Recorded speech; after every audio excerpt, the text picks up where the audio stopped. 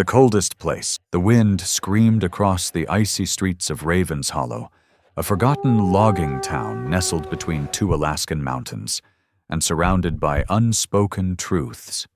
Snow had been falling since dawn, blanketing the rooftops and muffling the sound of old secrets still alive under its weight. Inside Willa's Café, the warmth of clinking mugs and the scent of bacon didn't quite match the mood.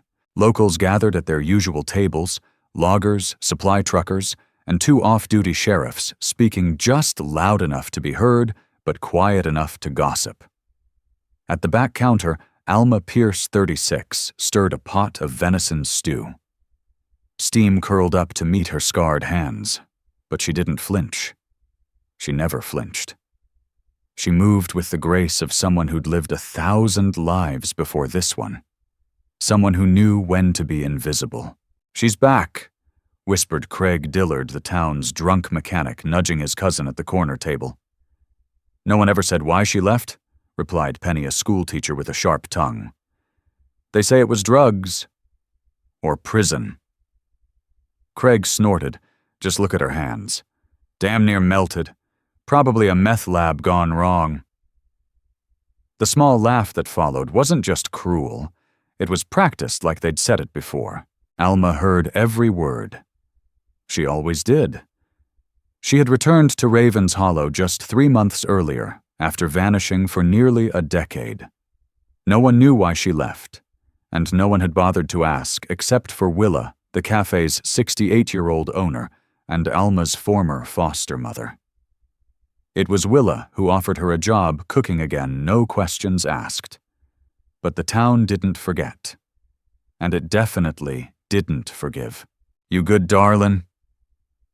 Willa asked gently, resting a liver-spotted hand on Alma's shoulder as she walked by. "Yeah," Alma replied. "They're just words." But Willa knew better. Alma's hands, once nimble and unscarred, now bore deep burns across her knuckles and forearms, scars that crept up beneath her sleeves like vines. Her right elbow showed a faint smudge of black ink beneath the faded flannel she wore daily. She had once told Willa, "I used to be a person with a name. Now I'm just a story people tell." That morning, a newcomer entered the cafe, shaking off the snow like a dog coming out of water. He wore a worn green parka and had the posture of someone who still expected to be saluted. Colonel Henry Marsden Rhett, 62, had just moved into town for quiet retirement. Ravens Hollow seemed perfect, isolated, anonymous, and cold enough to match the frost he couldn't shake from his bones. He sat at the far window seat with a view of the mountains and ordered black coffee and eggs, no toast. As Alma stepped out from the kitchen to bus a table, Henry's eyes instinctively swept the room. Not for danger, just habit. But then he saw her. He noticed the way Alma moved, precise like a soldier, minimizing wasted steps. He noticed how she avoided eye contact, how she subtly checked exits as she walked by. And he saw something else. The tattoo. It peeked just below her rolled sleeve, a faded line of text curled in a half ring. He blinked. 2nd Medevac, Fob Valor. His heart skipped. He'd seen that tattoo before, but only once, during his last deployment. No, it can't be her, he thought. Back at the table, Craig had started in again. "Hey, Scarface," he called out just as Alma passed near his chair. "Soup's good today? You cook it over your arms or what?" The room chuckled. Alma stopped. Her spoon clattered into the bowl she was clearing, but her face didn't change. She turned slowly. "You want another bowl? Or just the attention?" Her voice was calm, low-controlled. It was the only kind she had left. Craig looked stunned for a moment, then scoffed. "Touchy today, huh? Don't worry. Some of us still appreciate a warm meal, even if it comes with a side of skin graft." A couple people chuckled, but Colonel Marsden didn't. He stood abruptly, nearly knocking over his coffee. "Enough," he said, voice sharp like the snap of a drill sergeant's salute. Every head turned. Craig rolled his eyes. Who are you supposed to be?" Marsden stepped forward and pointed to Alma. "She served. I recognize that unit tattoo. FOB Valor Forward Operating Base Afghanistan, Medical Evac Division." He turned to the crowd. She wasn't cooking meth. She was saving lives under mortar fire. "While you were here, safe." A hush fell across the cafe. Willa looked over from behind the counter, holding her breath. Alma didn't speak. She didn't need to. In that moment, everything changed. But it was only the beginning. The first salute. The silence that followed Colonel Marsden's words was thick enough to chew. Craig blinked like someone just waking from a bad dream, his mouth slightly open. Penny's coffee sat forgotten in her hands. Even the off-duty sheriffs shifted uncomfortably in their seats, unsure if they should intervene or apologize. Alma remained where she stood, back straight eyes, locked with the colonel's. Her scarred hands clutched the bowl so tightly the ceramic whined. She didn't say thank you. She didn't nod. She simply whispered, "FOB Valor, East Sector." The colonel's jaw tightened. He stepped closer. "I was West," he said softly. "We lost our medic team during the canal ambush in 09. I was called in," Alma replied. "We pulled 3 out before the bridge collapsed." Marsden blinked. "I remember that story. They said one of the medics ran into the smoke twice after the order to retreat." Alma's gaze didn't shift. Third trip was for a body. He was already gone, but I couldn't leave him there. Something cracked behind Marsden's weathered eyes. He raised his hand in a crisp military salute. And in a room that had laughed at her hours earlier, Alma Pierce finally received her first salute in a decade. It felt like time had rewound itself. Suddenly, Alma was back in the desert heat-tan uniform, soaked in blood, hands trembling as she applied pressure to an open wound explosions muffled in the distance. She remembered every face. The ones she saved. The ones she didn't. She remembered Derek, her squad captain. She remembered how he screamed when the fuel tank exploded. She remembered grabbing him even as her own sleeves caught fire. That was the day she earned her scars, and the day she stopped wearing her name tag. "Damn," Craig muttered, finally breaking the silence. You're actually military." Penny glared at him. "Of course she is, you idiot. Why else would she carry herself like that?" "She never said anything," Craig protested. "I figured if she was a vet, she would have—" What shouted it from the rooftop, Alma cut in. Her voice was steady, but there was a heat underneath now. Not rage, not revenge, just truth. We don't all come back looking for parades. Some of us just want to live. Willa stepped forward, placing a hand on Alma's shoulder. "You should have told me," she said quietly. "You didn't ask?" Alma replied. After the moment passed, Alma turned and walked back into the kitchen. The colonel watched her go, with a look that was part admiration, part guilt. He took his seat again, but this time when his food came, he whispered, "Thank you," as she placed the eggs before him. She gave a small nod. That night the cafe closed early. Alma sat at the counter alone, sleeves rolled up, now tattoo fully visible. Her scars shimmered faintly in the overhead light like a battle map made of flesh. Willa cleaned quietly behind her, then broke the silence. "You never told anyone because of the fire, didn't you?" Alma didn't answer at first. "Then I was ashamed, not of the war, but of what came after." Willa stopped. What came after? Alma hesitated. Her voice dropped to a whisper. "I saved lives overseas, but I couldn't save Derek, couldn't save us." Willa set the dish towel down and sat beside her. "You can't carry the dead with you, Alma. Not forever. They don't want that. They want you to live." Alma stared ahead, eyes glassy. "I thought coming back here would help. but they looked at me like I was a freak. Willa smiled sadly. Then let 'em look. Because today they saw the truth. And you. She reached out and gently squeezed Alma's hand. You reminded them what a real hero looks like. The war you don't see. Snow continued falling as darkness painted Raven's Hollow in deep indigo. The neon sign of Willa's Café flickered against the window glass, reflecting a quiet that belied the storm, brewing inside Alma's soul.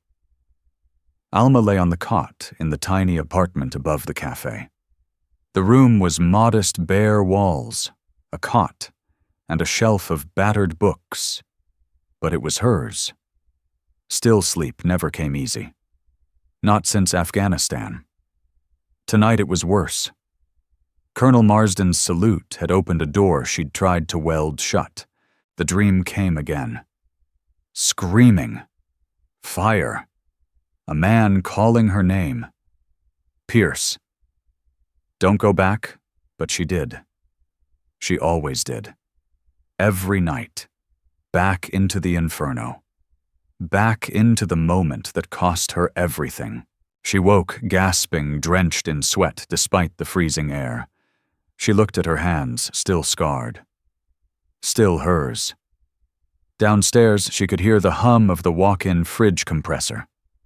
The cafe was quiet. But her mind wasn't. You don't belong here. They only respect you now because he said it first. By mid-morning the next day, whispers had spread through town faster than frostbite. Did you hear Alma was a war medic? I heard she dragged a captain out of a burning Humvee. She's got a tattoo from the second medevac. Only real vets get those. But not all the whispers were kind. She's playing it up now. Probably milking it for sympathy. What kind of vet hides for 10 years? When Alma arrived for her shift, Willa gave her a nod, but said nothing. The energy in the cafe was strange. Watchful. Curious. Almost reverent. And yet still tinged with doubt. Craig didn't say a word. Penny avoided eye contact. The two sheriffs waved but stayed quiet. Only Marsden spoke. You sleep okay? Alma gave him a look. Define okay. He smiled. Still got that edge, he muttered. Good. Later that morning, a boy wandered into the cafe, maybe 15 years old, with shaggy hair and a camo jacket 3 sizes too big. He didn't order anything. Just stared at Alma from the corner. She noticed. When she walked by, he whispered, "My brother served." He came back. And then he didn't talk for 2 years. You remind me of him. Alma knelt beside him. What was his name? Eli, the boy said. He didn't make it. They said it was suicide, but I think it was just the silence that killed him. Alma nodded, her eyes softening. I believe you. When she returned to the kitchen, she was trembling. Not from pain, but recognition. Because silence had almost killed her too. Flashback 6 years earlier. Alma stood in front of the mirror in a women's shelter in Fairbanks. Her hands were still bandaged. Her hair was falling out from stress. She was 30 and looked 50. She had walked away from the VA, from the Army, from Willa, from everyone. No one wants a broken soldier, she whispered to her reflection. But it wasn't true. It was just what she believed then. Back in the present, Colonel Marsden waited until the cafe quieted before sitting beside her at the counter. You ever get your discharge medal? No. Why not? I left before they gave it to me. Didn't think I deserved it. You're wrong, he said simply. They sat in silence for a while. Then he added, You didn't lose the war. You're just still fighting it. That night, Alma stood outside the cafe after closing, staring at the snow-covered road. The boy with the camo jacket had etched himself into her thoughts. If I keep hiding, what am I teaching him? She rolled up her sleeve, exposing the tattoo again. No more hiding. Shadows in the cafe. The following week, Willa's Café became something more than just a place to get coffee and venison stew. It became a living contradiction. A place where people ate while avoiding the truth, sitting 3 feet away in an apron. Some regulars now looked at Alma with uneasy respect. Others still cast wary glances at her tattoo, as if it were a warning sign. And a few, especially the bitter, prideful ones like Sheriff Tom Reese, held on to their suspicions like a badge. "She went dark for nearly a decade," he muttered to his deputy one morning. "That's not hero behavior. That's hiding." His deputy, a young woman named Emily, replied flatly, "You ever serve, sir?" The sheriff didn't answer. Meanwhile, Colonel Marsden became a fixture in the cafe. He started spending more time at the counter chatting with Alma, between orders watching her interact with customers, and silently cataloging which faces flinched when she walked by. "You know what you are to them," he said one day. "A ghost," Alma replied, washing mugs. "No. A mirror.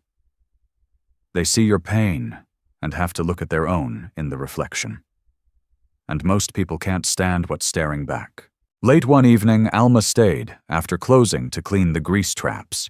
Willa sat in a booth counting receipts, humming an old Willie Nelson tune. "Your friend Marsden dropped off this letter," Willa said, sliding an envelope across the counter. Alma dried her hands and opened it slowly. Inside was an official Department of Veterans Affairs certificate. Sergeant Alma Pierce, Commendation of Valor 2nd Medical Evacuation Division.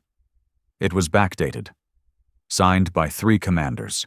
At the bottom was a handwritten note from Marsden. "Sometimes the world forgets." But the record never should. She stared at the paper, throat tightening. She'd been written off by everyone commander's townspeople, even herself. But not anymore. She folded the paper neatly, tucked it into her apron, and finished mopping in silence. That night in the quiet upstairs apartment, Alma made a decision she'd avoided for 10 years. She pulled out the rusted footlocker she hadn't opened since returning from Iraq. Inside were dog tags, a photo of her old unit, most of them now gone, a medal she once buried at the bottom of her backpack, and a letter she'd never read. It was from Derek, dated a week before the ambush. Her hands shook as she unfolded it. "If anything happens to me, don't let them break you. You were always the strongest one, Alma. Stronger than me."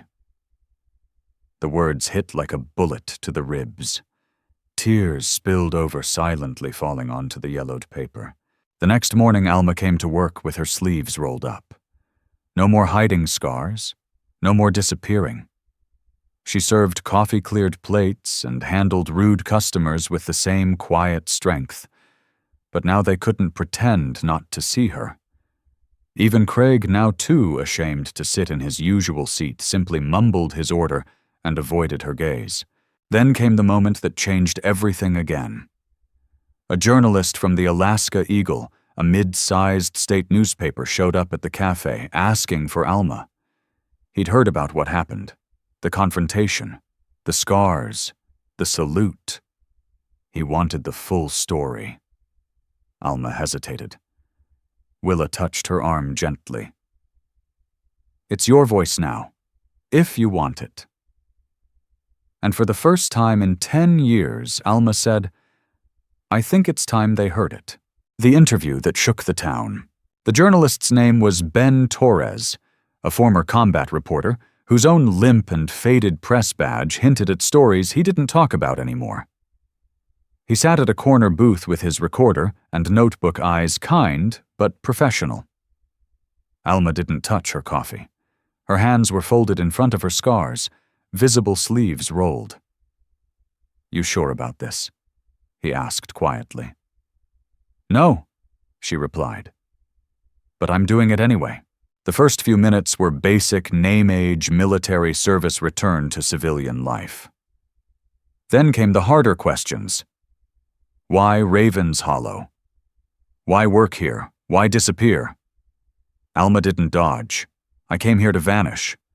I thought if I kept quiet long enough, the world would forget about me, and maybe I could forget too." Ben nodded. and the scars she inhaled. Third deployment, Humvee explosion. I got 2 men out. Went back for my squad leader. He didn't make it. I still hear him sometimes.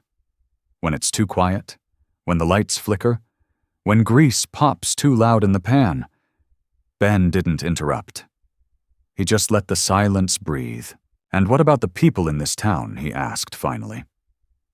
Alma looked toward the cafe window, where Craig and Penny were exiting a hardware truck parked across the street. They didn't glance inside.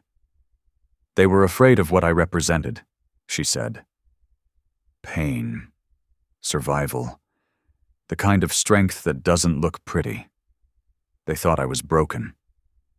But really, I just hadn't shown them the blueprint yet. Ben leaned forward, intrigued. What do you mean? I mean, people like me aren't here to scare them. We're here to remind them what's possible. That you can walk through fire and still hold a coffee pot steady. The next day, the story went live. Front page.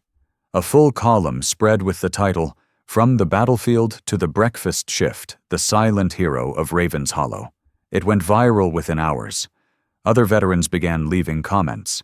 Emails poured into the cafe. Someone from the Veterans Affairs Office called offering to expedite Alma's long-delayed benefits. Even the governor's office sent a statement of appreciation.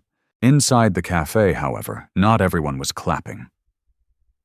Sheriff Tom Reese came in with his chest puffed out. Looks like we got ourselves a celebrity, he sneered. Willa didn't look up. Sit or leave, Tom. But Alma turned.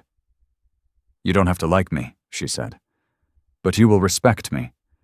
You think one news story makes you some kind of role model. No, she replied calmly. The scars did that long before the story. Outside kids from the high school started showing up after class. One girl named Riley, barely 16, lingered at the counter. She wore a hoodie with the words, "Not all wounds are visible," scrawled across the back. My brother's in the Marines, she whispered to Alma. He says he's scared to come home. Alma met her eyes. Tell him this place has room for people like him. I'll make sure of it. That night, Colonel Marsden came back to the cafe. He didn't say anything, just slid a small box across the counter. Inside was a medal Alma had only seen in other people's hands. Bronze Star. It had her name engraved. I pulled some strings, he said. She stared at it for a long time before whispering, I'm not sure I deserve it. Then wear it until you believe you do. The parade no one planned. 3 days after the article went viral, Ravens Hollow woke up different. There was no official announcement, no flyers, no press conference.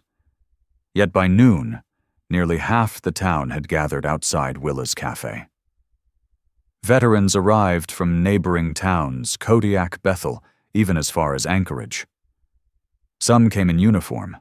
Others wore faded jackets with patches stitched lovingly back on. They weren't there for breakfast. They were there for Alma Pierce. Inside, Alma had no idea. She was cleaning the espresso machine, humming a tune from her deployment days. Willa burst through the back door, breathless. Alma, you might want to step out front. Alma wiped her hands, confused. When she opened the door, she froze. An entire street was lined with people. Men and women in uniform, locals holding handmade signs. Thank you, Alma. Ravens Hollow remembers. Scars are proof. You survived.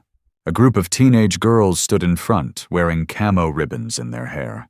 At the center of it all stood Colonel Marsden, dressed in full regalia. He saluted. And one by one, every veteran followed. Alma's breath caught in her throat. For a moment she felt like running. That old instinct whispered too much attention, too much pressure hide. But then she remembered the boy with the camo jacket, Riley's brother, Derek's letter. She squared her shoulders and stepped forward. The crowd erupted in applause. The mayor, a retired Coast Guard pilot named Joan Greeley, approached the cafe steps with a small scroll in her hand. "We may be a speck on the Alaskan map," she said into the mic, "but today we honor someone who carried more courage than most cities ever will." She opened the scroll. "By decree of the mayor's office, the third Saturday of every March shall henceforth be known as Alma Pierce Day in Ravens Hollow." The crowd cheered again. Willa wiped her eyes. Even Craig clapped. After the short ceremony, Alma took the mic. She hadn't planned a speech. She wasn't wearing anything fancy. She just looked at the sea of faces and said, "I thought hiding would protect me from the world. But it only kept me from the people who needed to see me." She paused. "I'm not a hero because of what I did over there. I'm not even a hero because of what happened to me. I'm here because I came back and eventually chose not to disappear." The silence was reverent. Then a young Marine stepped forward. He'd lost a leg. His prosthetic squeaked as he walked. "I never thought I'd come to a diner and find my reason to keep going," he said. Alma hugged him. No words were needed. That night, as the town lit candles in the snowbanks and left thank you cards on the cafe door, Alma sat upstairs by her window sipping tea. For the first time in years, her reflection didn't look like a stranger. She didn't see the fire, the loss, the shame. She saw the survivor. Craig's confession. The Monday after Alma Day, the cafe felt like a church. Quiet, sacred, changed. Locals entered with gentler steps. Strangers traveled for hours just to see the scarred veteran who'd turned pain into power. Many sat down just to say, "Thank you."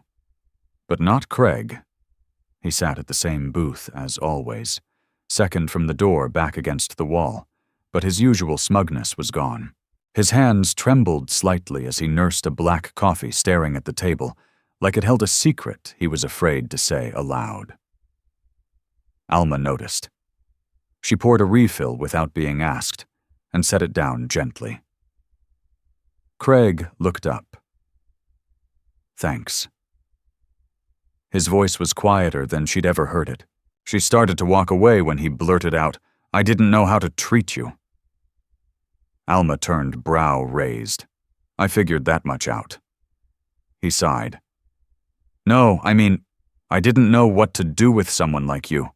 Someone who's been to hell and came back without needing a medal around her neck to prove it." Alma slid into the booth across from him, folding her hands. "You ever served?" she asked. He shook his head. "But my dad did. Vietnam, he came home mean, quiet, never talked about it. Just drank and broke stuff." Craig looked at her scars. "When I saw you those burns, I thought, God help whoever gets in her way. But then, you didn't yell. You didn't lash out. You just kept showing up. Like it didn't matter." Alma tilted her head. "It mattered. I just didn't want it to define me." Craig took a deep breath.